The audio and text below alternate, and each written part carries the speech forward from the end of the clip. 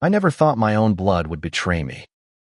My name is Eleanor, and at 68, I've lived long enough to see the world change, to bury a husband, and to raise a son who once looked at me like I hung the stars. But now, as I sit in the creaking rocking chair by the bay window of my Victorian home, the one my late husband Richard and I poured our lives into, I feel the sting of treachery like a knife in my ribs.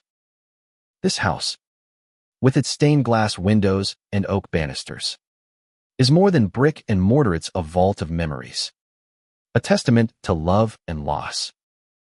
And my son, Michael, tried to take it from me. He called me senile, said I was losing my mind, all to seize control of what I'd built. But I'm not the frail old woman he thinks I am. I'm sharper than ever, and I've made a choice that will haunt him forever. I gave the house to his ex-wife, Claire. It started subtly, the way poison seeps into a well. Michael began visiting more often last spring, his smile too wide, his questions too pointed. "Mom, are you sure you're okay living here alone?" he'd ask, eyeing the chandelier or the antique armoire as if appraising them for auction. I'd laugh it off, chalk it up to concern. But there was something in his cold calculation I didn't recognize. My boy, the one who used to climb into my lap and beg for stories, had become a stranger. He'd married Claire 10 years ago, a bright woman with a sharp wit and a heart too big for him. They had a daughter, Lily, my granddaughter, who at 7 has her mother's eyes and her father's stubborn streak. But Michael's greed, his need to control, drove Claire away. Their divorce was messy, and he blamed her for everything, even as he spiraled into debt and resentment. I should have seen it coming. Michael's visits grew more frequent, but so did his impatience.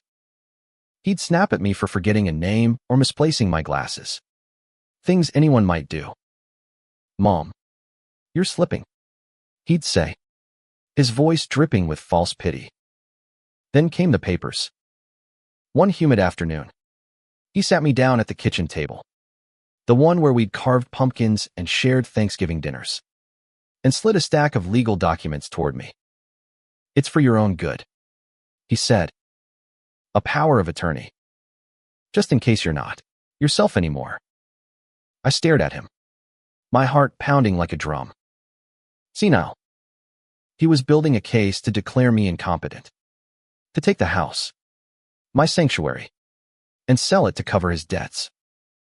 I signed nothing, but the betrayal burned. That night, I couldn't sleep. The house groaned around me, as if it felt the wound too. I wandered the halls, my fingers tracing the wallpaper Richard and I had chosen decades ago. I thought of Claire, how she'd love this house, how she'd sit with me on the porch swing, laughing over tea while Michael was off chasing his next bad deal. She'd been the one to plant the roses in the garden, to teach Lily how to braid daisy chains. Michael had cast her out, but she'd never stopped caring. And now, he thought he could cast me out too. I sat at my desk, the one where I'd written letters to Richard during his final days in the hospital, and I began to plan. Revenge wasn't a word I'd ever embraced, but it felt right now, like a fire warming my bones. I called Claire the next morning. She was surprised to hear from me, her voice soft but cautious. "Eleanor, is everything okay?" she asked. I told her everything: Michael's scheme, the papers, the way he'd looked at me like I was already gone. She listened, her silence heavy with understanding. "He's always wanted what he couldn't have," she said finally. "But you don't deserve this." I asked her to meet me, and she agreed without hesitation. When she arrived, her dark hair pulled back, her eyes tired but kind, I saw the woman who'd fought for Lily, who'd rebuilt her life after Michael's cruelty. I knew then what I had to do. We sat in the parlor, sunlight streaming through the windows, dust motes dancing like ghosts. I told Claire my plan. I'd transfer the deed to her. Not to Michael. Not to some faceless buyer. But to her, the woman who'd loved this house as much as I did. Who'd raised Lily here with the same care I'd given Michael. Her eyes widened. Tears brimming. Eleanor. I can't TWHY me. She stammered. I took her hand. My grip firm despite my age. Because you're family, I said. And because he needs to learn what loss really feels like. She nodded. And in that moment, we were conspirators, bound by loyalty and a shared wound. The lawyer came the next day. Mr. Hargrove, a gruff man with a penchant for peppermint candies, drew up the papers. I signed them with a steady hand, my heart racing not with fear, but with purpose. Claire's name now adorned the deed, and the house was hers. I felt a strange relief, like shedding a heavy coat. But I wasn't done. I wanted Michael to know, to feel the weight of his actions. I invited him over that evening, my voice calm over the phone. We need to talk, I said. He arrived with that same smug smile, thinking he'd won. I let him sit, let him sip his coffee, before I slid the new deed across the table. His face went pale, his hands trembling as he read Claire's name. What have you done? He whispered, his voice breaking. I leaned forward, my eyes locked on his. You tried to steal my home, I said. So I gave it to someone who deserves it. He exploded, shouting about betrayal, about his rights. But I was unmoved. The house was no longer mine to lose, and his plan had crumbled. I watched him storm out, his car peeling away into the dusk, and I felt a strange peace.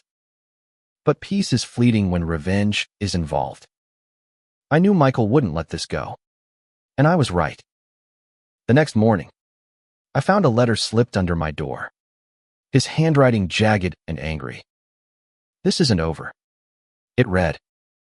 My heart sank, not from fear, but from the realization that my son was further gone than I'd thought.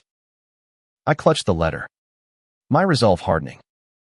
I'd protected the house, but now I had to protect myself and Claire. And Lily. The game had just begun. The days after Michael's departure felt like the calm before a storm. I woke each morning to the familiar creak of the house, its walls whispering memories of better times, Richard's laughter, Lily's tiny feet pattering across the hardwood, even Michael's boyish grin before greed consumed him. But now, the air felt charged, as if the house itself knew trouble was coming. I kept Michael's letter on my nightstand, a reminder of his threat. This isn't over. I wasn't naive enough to think he'd walk away quietly. My son had always been stubborn. But this was different. This was desperation. And desperate men are dangerous. I spent my mornings sipping coffee on the porch, watching the street for his car, my heart caught between grief and vigilance. Claire came by often, bringing Lily, who'd run through the garden, her laughter a balm to my frayed nerves. Claire was cautious, her eyes scanning the rooms as if expecting Michael to leap from the shadows. He called me, she admitted one afternoon, her voice low as Lily played nearby. He's furious. Eleanor. He says I manipulated you, that I stole the house. I snorted, setting my teacup down with a clink. Let him think what he wants, I said. He's the one who tried to steal from me. But her worry was contagious. Michael had a way of twisting truth, of bending people to his will. I'd seen it in his business dealings, in the way he'd worn Claire down during their marriage. Now, he was aiming that venom at us. I decided to dig deeper. If Michael was planning something, I needed to know what. I called an old friend, Marjorie, who worked at the county clerk's office. Over tea, I asked her to check if Michael had filed anything, court documents, petitions, anything that could challenge the deed transfer. She called back 2 days later, her voice tight. Eleanor, He's filed a petition to have you declared incompetent, she said. He's claiming you weren't of sound mind when you signed the deed to Claire. My blood ran cold. I'd expected anger. Maybe a lawsuit. But this. He was doubling down, painting me as a doddering old fool to undo my decision. I thanked Marjorie and hung up, my hands shaking. I told Claire that evening. We sat in the dining room, the chandelier casting long shadows across the table. Lily was upstairs, coloring in the guest room that was now hers. Claire's face paled, but her jaw set in a way that reminded me of myself at her age. He won't stop. Will he? She said, more statement than question. I shook my head.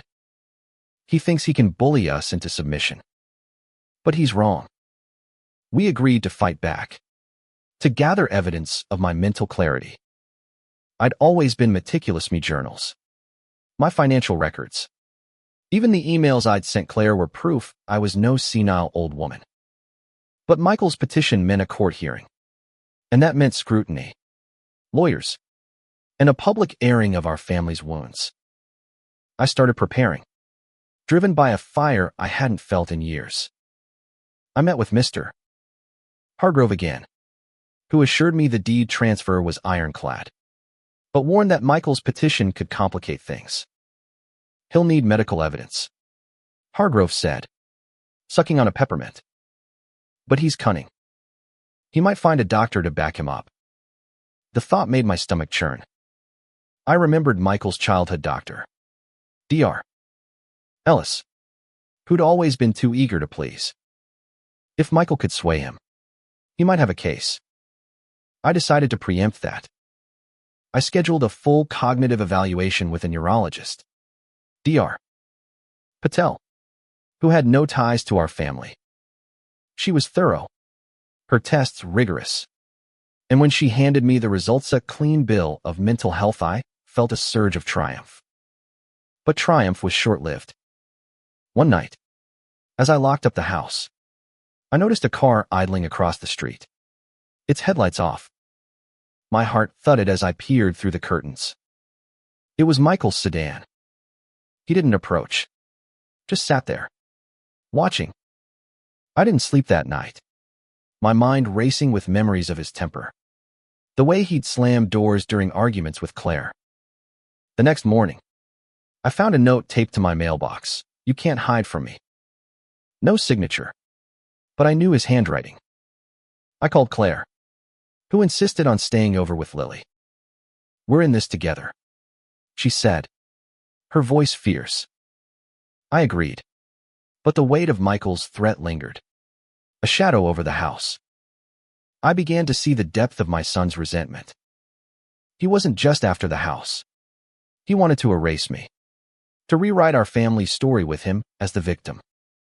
I thought of the boy who'd once clung to me during thunderstorms, who'd promised to take care of me when Richard died. Where had that boy gone? I spent hours in the attic, sifting through old photos, letters, anything that might remind me of who Michael used to be. I found a drawing he'd made at tennis stick figure family under a smiling sun, labeled Mom, Dad, me. Tears stung my eyes. I wanted to save him, to pull him back from this darkness. But first, I had to protect what was mine. Claire and I met with a new lawyer, Ms. Vargas, who specialized in family disputes. She was sharp, her questions cutting through our emotions like a blade. We need to prove Michael's motives, she said. His debts, his history of manipulation, it's all relevant. Claire hesitated, then admitted Michael had racked up gambling debts, something she'd discovered during their divorce. I felt a pang of guilt for not seeing it sooner, but it fueled my resolve. We'd build a case, not just to protect the house, but to expose Michael's lies.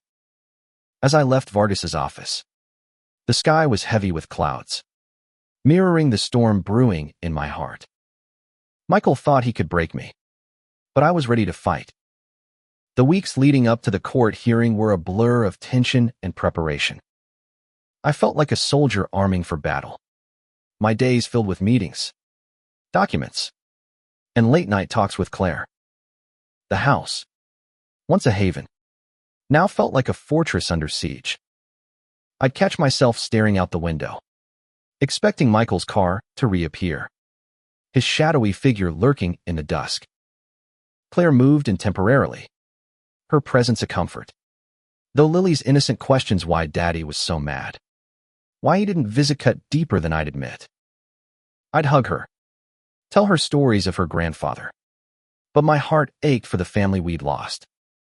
Michael's petition wasn't just an attack on me. It was tearing at the seams of everything we'd built. Ms. Vargas was relentless, digging into Michael's financial history like a bloodhound. She uncovered credit card statements, loan defaults, even a lien on his car. "He's drowning," she said, spreading the papers across my dining table. "This house is his lifeline." I nodded, my throat tight. I'd known Michael was struggling, but seeing the numbers tens of thousands owed to casinos, to shady lenders made it real. He wasn't just greedy. He was desperate, and desperation made him dangerous. Vargas suggested we subpoena his bank records to show the court his true motives. I agreed, though it felt like betraying him all over again. Claire was a rock, but I saw the toll it took on her. She'd flinch at every phone call, her eyes darting to the door when a car passed. "He's been texting me," she confessed one evening, her voice barely above a whisper, threatening to take Lily if I don't give up the house. My blood boiled. I'd given Claire the deed to protect her and Lily, not to put them in danger. I told her to save the texts, to show Vargas. We'd use everything we could to prove Michael's coercion. But late at night, when the house was quiet, I'd lie awake, wondering if I'd pushed him too far. Had my act of defiance giving the house to Claire unleashed something I couldn't control? The cognitive evaluation from Dr. Patel was our strongest weapon. I'd aced every test, my memory sharp, my reasoning clear. Vargas had me meet with a second doctor, a psychiatrist, to bolster our case. Dr. Nguyen's report was glowing, describing me as lucid, emotionally resilient, and fully capable. I clutched those words like a lifeline, proof that Michael's claims were lies. But he was fighting dirty. Marjorie called again, her voice hushed. "He's got Dr. Ellis on board," she said. "He's testifying that you've shown signs of dementia for years." I laughed, a bitter sound. Dr. Ellis, who'd once given Michael lollipops after checkups, was now his pawn. I told Vargas, who promised to discredit him in court. One evening, as Claire and I sorted through my journals for evidence, we found a letter Michael had written me after Richard's death. "Mom, I'll always take care of you," it read, his teenage scrawl full of promise. I cried then, the first time in weeks. Claire hugged me, her own eyes wet. "He's not that boy anymore," she said softly. I knew she was right, but it didn't dull the pain. I wanted to believe he could change, that somewhere beneath the anger was the son I'd raised. But every note, every threat, chipped away at that hope. I tucked the letter away, a reminder of what I was fighting for, not just the house, but the truth. The night before the hearing, I walked through the house, touching every surface the banister Richard had carved, the fireplace where we'd hung Christmas stockings. I thought of Lily growing up here, safe with Claire, and it steeled my resolve. But Michael's shadow loomed. He'd called that afternoon, his voice low and menacing. "You're making a mistake, Mom," he said. "You'll regret this." I hung up, my hands trembling. But I didn't tell Claire. She had enough to carry. Instead, I sat in the parlor, writing in my journal, pouring out my fear, my anger, my love for the family we'd once been. The morning of the hearing dawned gray and heavy. Claire drove us to the courthouse, Lily staying with a neighbor. I wore my best navy dress, the one Richard always loved, and held my head high as we walked inside. Michael was already there, his suit ill-fitting, his eyes avoiding mine. Dr. Ellis sat beside him, looking uncomfortable. The courtroom was small, the air stale, and as the judge called us to order, I felt a strange calm. This was my stand, my chance to show the world I was no frail old woman. Vargas presented my medical reports, my journals, even testimonies from neighbors who'd seen me gardening, hosting book club, living my life. Michael's lawyer countered with Dr.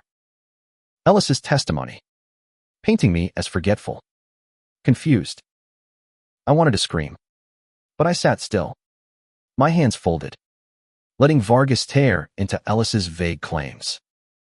As the day wore on, I felt the tide turning. Claire testified, her voice steady as she described Michael's threats, his debts. I saw the judge's eyes narrow, his pen pausing. But Michael's final move stunned me. He took the stand, tears in his eyes, claiming he only wanted to protect me, that Claire had manipulated me into signing the deed. It was a performance, and for a moment, I saw the boy I'd loved, pleading for my trust. My heart wavered, but then I remembered his notes, his lies. I leaned toward Vargas, whispering, "Show them the texts." She did, projecting them for the court, his threats to Claire, his demands for the house. The room went silent, and Michael's face crumpled. I didn't feel triumph, only sorrow. But I knew I'd done what was right. The courtroom's silence was deafening after Michael's texts were revealed. I watched my son slump in his seat, his bravado gone, replaced by a hollow look I barely recognized. The judge adjourned for the day, promising a ruling soon. But I felt no relief. Claire squeezed my hand as we left, her face a mix of hope and exhaustion. Outside, the air was thick with the threat of rain, mirroring the storm in my heart. I'd exposed Michael's lies, but at what cost? He was still my son, and every step toward justice felt like a step away from him. As we drove back to the house, I stared out the window, the world blurring past, wondering if I'd ever find peace. Back home, Lily ran to us, her arms wide. "Did you win, Grandma?" she asked, her eyes bright. I forced a smile, kneeling to hug her. "Not yet, sweetheart," I said, my voice catching. Claire took her upstairs, leaving me alone in the parlor. I sat by the fireplace, its embers long cold, and thought of Richard.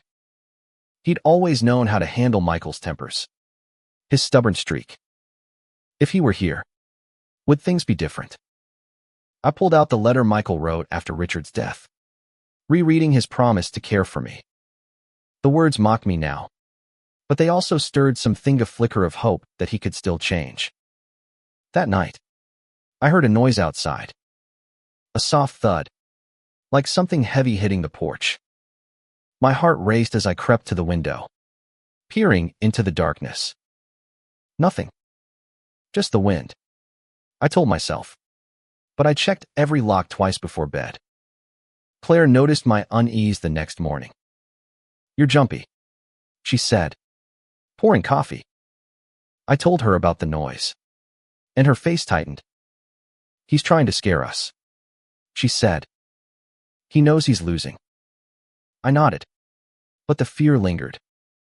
Michael's desperation was a wild card, and I couldn't shake the image of his car idling in the street. Vargas called later, her voice brisk. "The judge is leaning our way," she said. "But Michael's lawyer is pushing for a psychological evaluation of you, Eleanor. They're not giving up." I agreed to another test. Though it felt like jumping through hoops to prove what I already knew, I was sound, sharp, and in control. Dr. Nguyen arranged a second evaluation, and I aced it again. My answers precise, my memory unflinching. But the process was draining. Each test a reminder of Michael's betrayal. I began to wonder if this fight was worth it, not for the house, but for my soul. I wanted justice, but I also wanted my son back. Claire and I spent evenings strategizing, poring over every detail of Michael's past. She revealed more about their marriage's lies, his gambling, the way he'd isolated her from friends. He always had to win, she said, her voice bitter. I saw the pain she'd carried, the strength it took to leave him. It made me prouder of my decision to give her the house.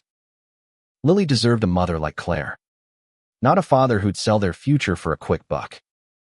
But as we talked, I noticed Claire glancing at her phone, her fingers twitching. He's texting again, she admitted, showing me the screen. You'll pay for this. One read. Another, Lily's not safe with you. My stomach twisted. This wasn't just about the house, Anna Maria, it was personal. I called the police the next day, reporting Michael's harassment. They took a statement, but without physical evidence, there was little they could do. Keep a record, the officer said, his tone sympathetic but useless. I felt exposed. The house no longer a shield but a target. Claire suggested installing cameras, and we did, their red lights blinking like sentinels in the night. But the sense of violation grew. One morning, I found the rose garden, Claire's roses trampled, the petals scattered like blood on the ground. I didn't tell Lily, but Claire's face when she saw it mirrored my own rage. He's unhinged, she whispered. I nodded, but inside, I was breaking. My son was destroying everything I loved. I threw myself into the court case, channeling my anger into purpose. Vargas subpoenaed Michael's creditors, painting a picture of a man spiraling out of control. We found a witness, a former business partner, who testified to Michael's shady deals, his habit of bullying others into compliance.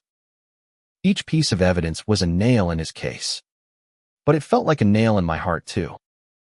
I remembered teaching him to ride a bike, his laughter as he wobbled down the driveway. How had we come to this?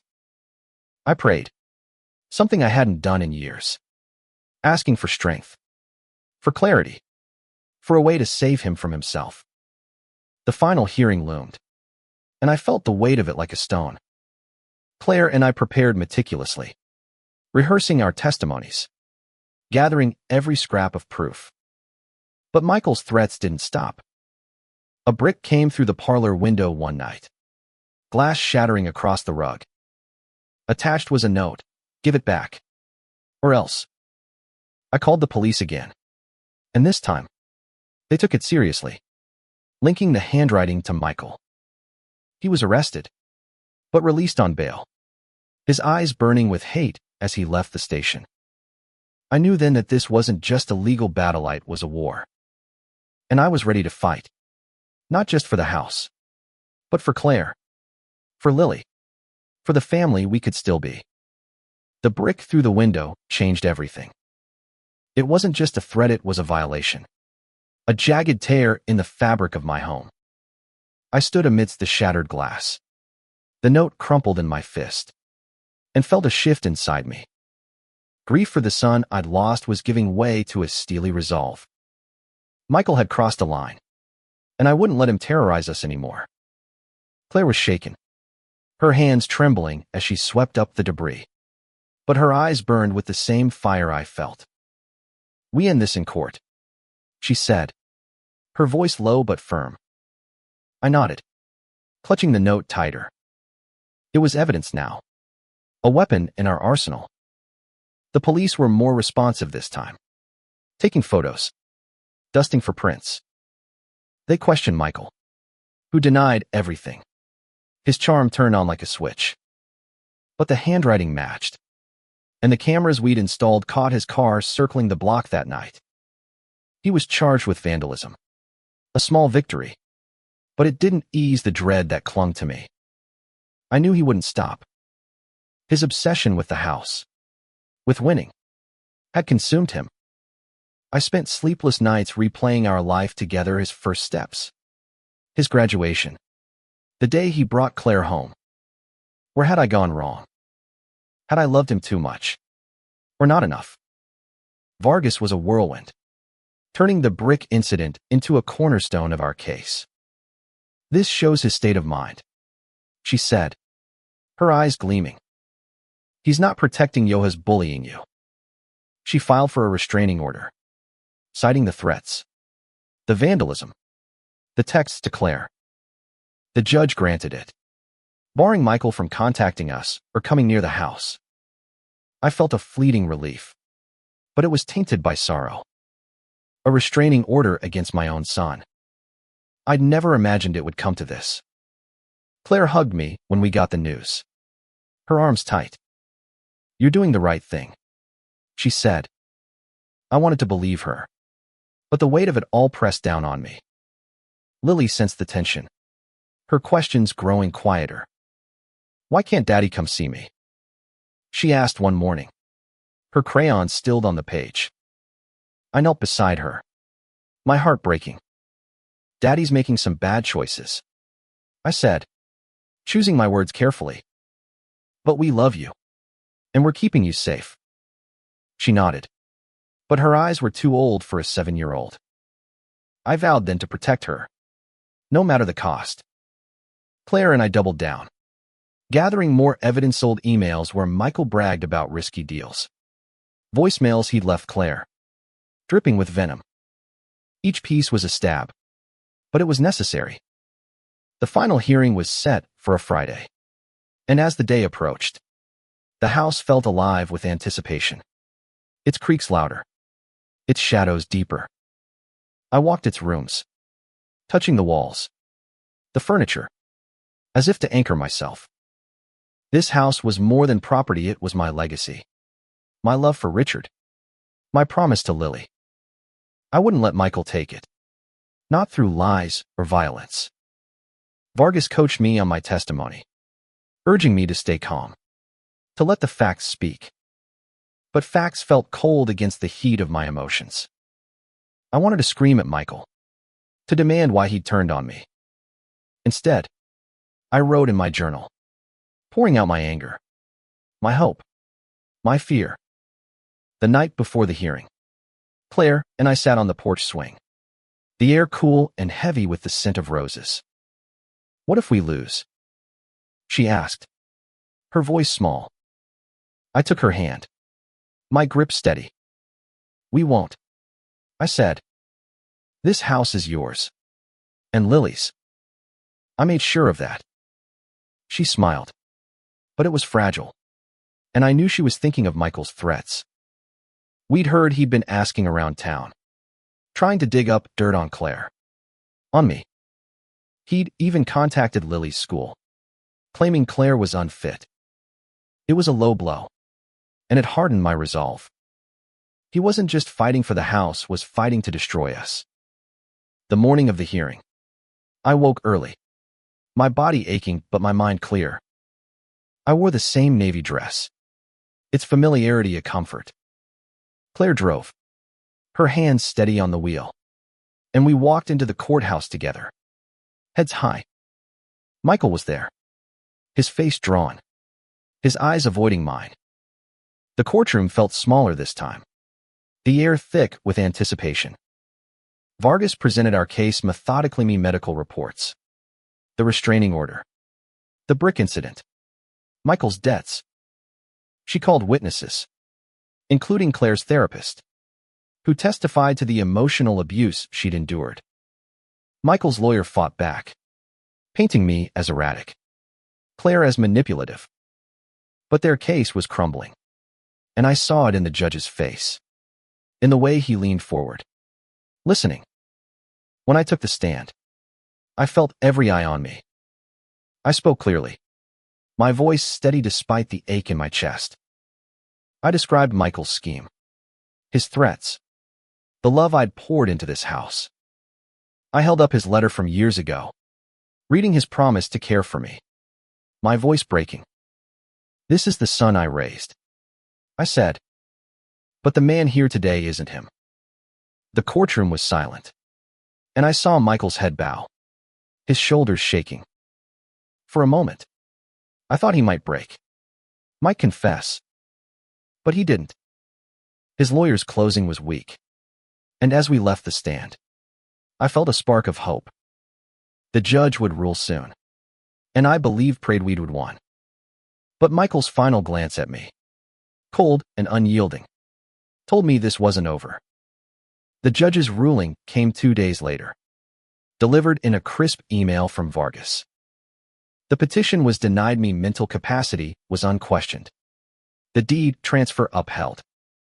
Claire owned the house, legally and irrevocably.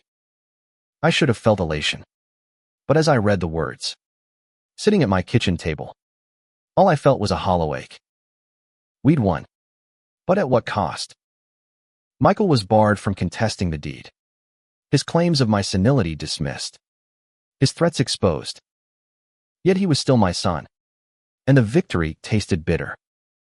Claire hugged me, tears in her eyes, and Lily danced around us, unaware of the weight we carried. "We're safe now," Claire said, but I wasn't so sure. Michael vanished after the hearing. No calls, no texts, no shadowy cars in the night.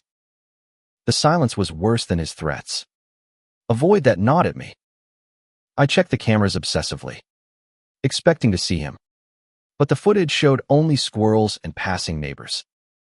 Claire tried to move forward, planting new roses, repainting Lily's room. But I saw her flinch at every creak, her eyes darting to the windows. We were free, but not unscathed. I spent hours in the attic, sifting through old photos, trying to piece together where I'd lost him. I found a picture of Michael and me at the beach, his grin wide, his hand in mine. I traced his face, wondering if that boy was still in there. One evening, Claire suggested we celebrate. "We need this," she said, pulling out a bottle of wine.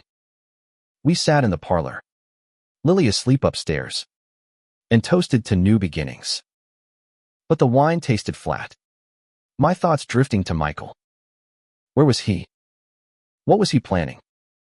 The restraining order kept him at a distance, but it couldn't erase his anger.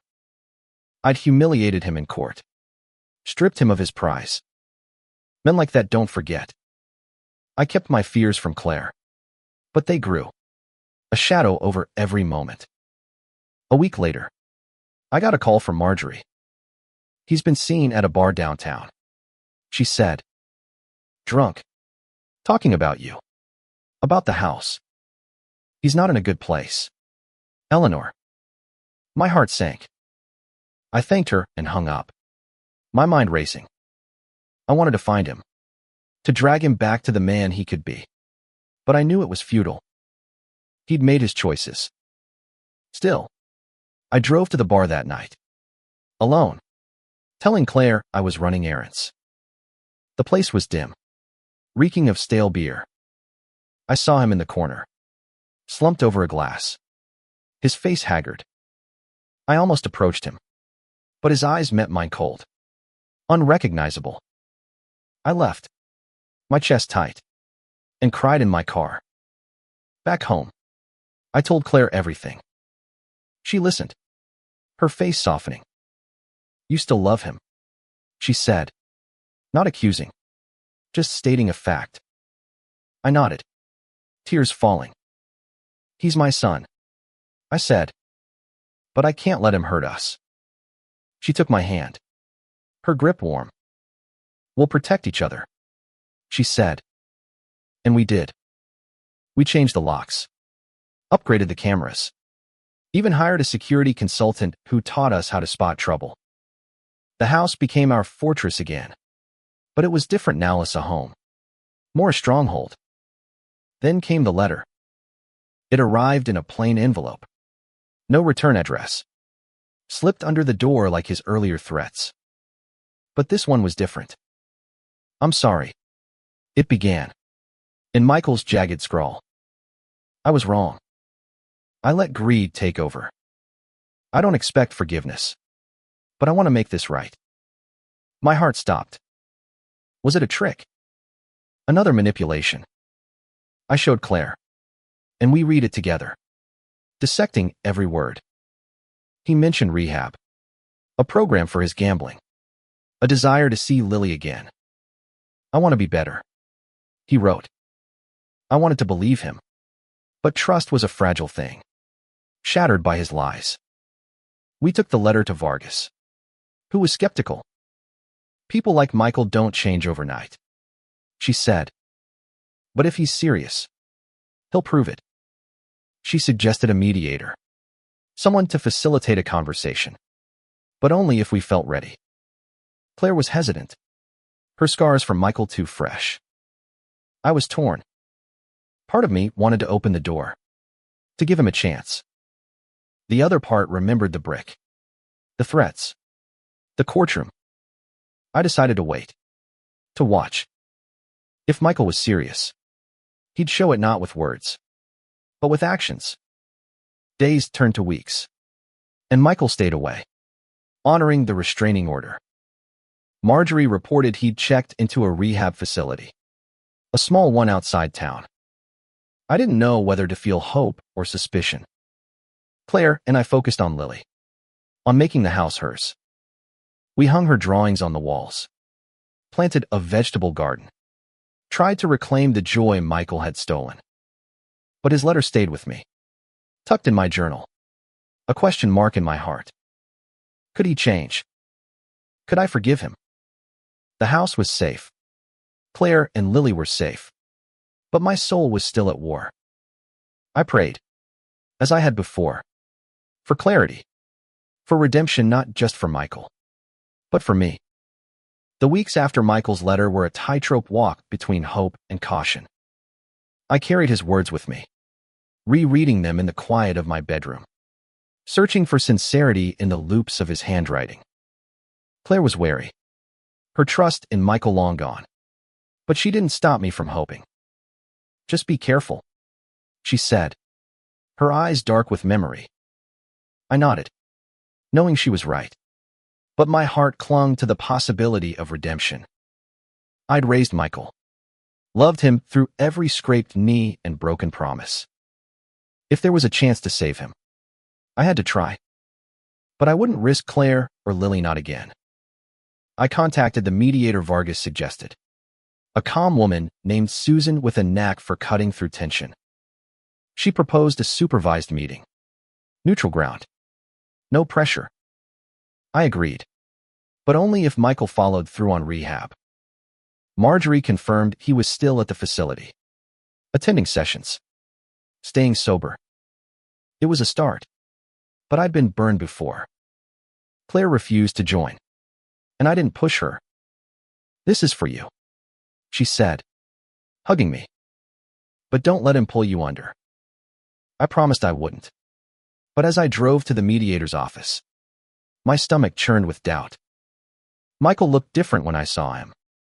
Thinner, his eyes clearer but shadowed, his hands fidgeting in his lap.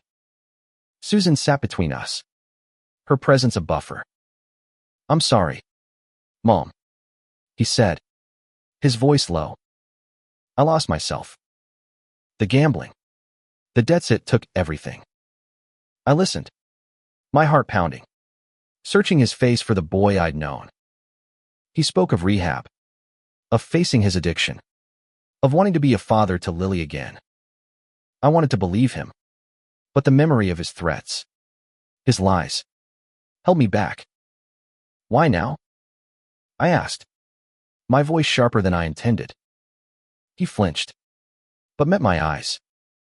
"Because I hit bottom," he said, "and I saw what I'd done to you." We talked for an hour, Susan guiding us through the pain. I told him how his betrayal felt, how the house was more than property, it was my heart. He nodded, tears falling. And for the first time, I saw a flicker of the old Michael. But trust wasn't rebuilt in a day. I left the meeting drained, hopeful but guarded. Susan suggested regular sessions, and I agreed, wanting to give him a chance, but not at the cost of our safety. Claire listened to my recap that night, her face unreadable. He's good at saying what you want to hear, she warned. I knew she was right, but I couldn't let go of the hope that he could change. Life in the house settled into a new rhythm. Claire enrolled Lily in art classes, and the walls filled with her colorful drawings. We hosted neighbors, laughed over dinners, tried to make the house a home again. But Michael's shadow lingered. I'd catch myself checking the cameras, half expecting another note, another brick.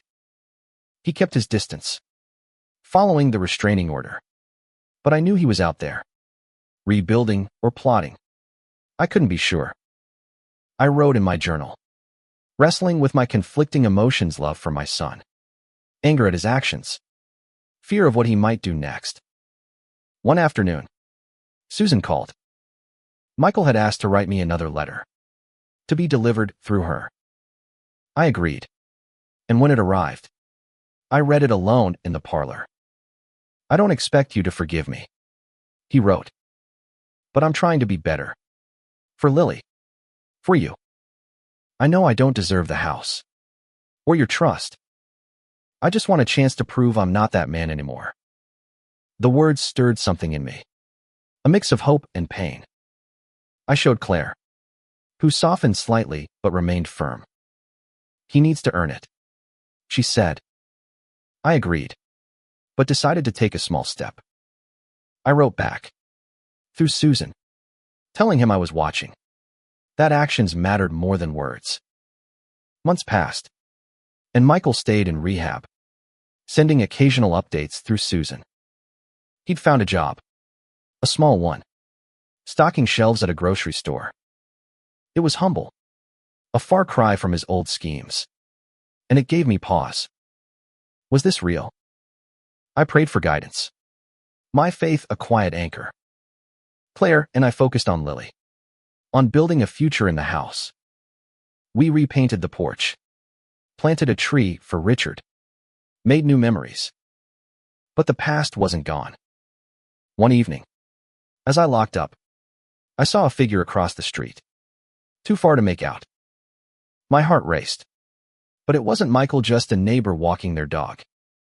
Still, the fear lingered, a reminder of how fragile our peace was. As winter approached, Susan suggested a second meeting. I hesitated, but Claire encouraged me. If he's serious, you'll know, she said. I agreed, and we met again, this time with Lily's picture on the table between us. Michael's eyes lit up when he saw it, and he spoke of wanting to be in her life, to make amends. I listened, my heart torn between hope and caution. I told him he'd need to prove himself, not just to me, but to Claire, to Lily. He nodded, his face earnest. As I left, I felt a spark of possibility, but I knew the road ahead was long. Redemption wasn't a moment, it was a journey, and we were only at the start. Winter settled over the house like a soft blanket, the air crisp, the windows frosted with delicate patterns. Claire, Lily, and I filled the rooms with warmth, baking cookies, stringing lights, trying to reclaim the joy Michael had nearly stolen. The court victory was behind us, the house secure in Claire's name, but the scars remained. I'd won justice, but the cost was a rift with my son that might never heal.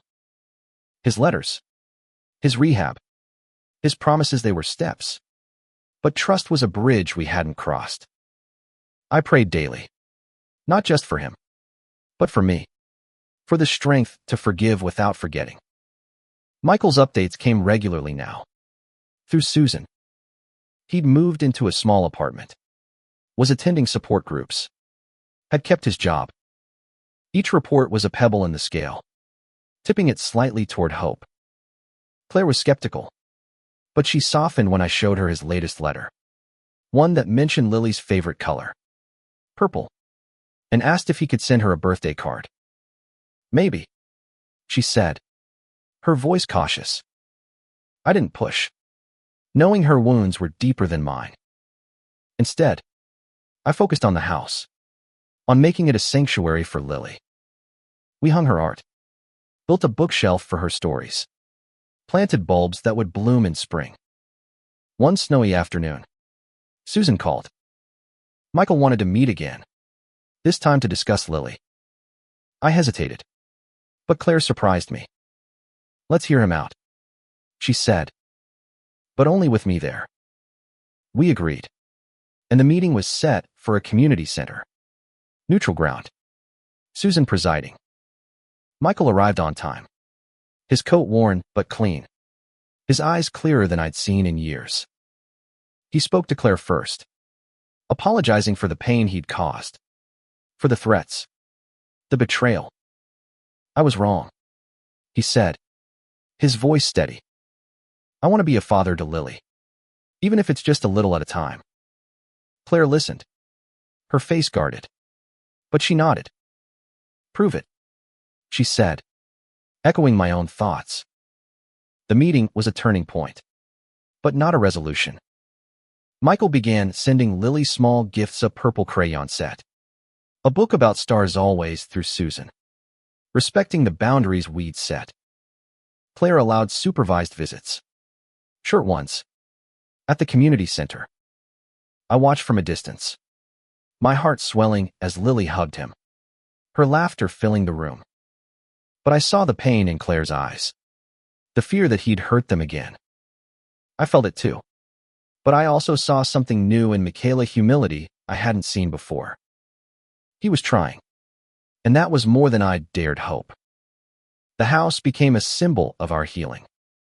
Claire invited me to stay indefinitely, and I did. My room filled with memories, but also new moments, Lily's bedtime stories, Claire's laughter over coffee. We talked about Michael, about what redemption might look like. I want Lily to have a father, Claire said one night. But I need to know he's safe. I nodded, understanding her caution. I'd given her the house to protect her, but also to punish Michael. Now, I wondered if that act of revenge had been too harsh. Had I pushed him to the edge? I prayed for forgiveness, for him and for myself. Spring arrived, and with it, a sense of renewal. The bulbs we'd planted bloomed, bright tulips lining the garden. Michael's visits continued, and he began attending family therapy with Claire and Lily, Susan guiding them through the pain. I joined occasionally, speaking my truth, listening to his. He admitted his greed, his shame, how the house had become a symbol of everything he'd lost. I don't want it back, he said. I just want a chance to be better. I believed him. Not fully, but enough to keep the door open. One evening, as we sat on the porch, Lily running through the sprinklers, Claire turned to me. You gave me more than a house, she said. You gave me a family. Tears stung my eyes, and I squeezed her hand. The house was hers, but it was still mine in spirit. A place where love had endured despite betrayal. Michael wasn't whole. Not yet. But he was trying. And that was enough for now. I looked at the stars, thinking of Richard, of the life we'd built. I'd fought for justice, for loyalty, and now, for redemption. As I write this, the house is quiet. Lily asleep. Claire reading in the parlor. Michael's latest letter sits on my desk, promising another visit, another step. I don't know if we'll ever be the family we were, but we're building something new, fragile, but real. The house stands, its walls strong, its heart beating with our story. I gave it to Claire despite Michael, but in doing so, I saved us all. Redemption isn't a destination. It's a path, and we're walking it together, one careful step at a time.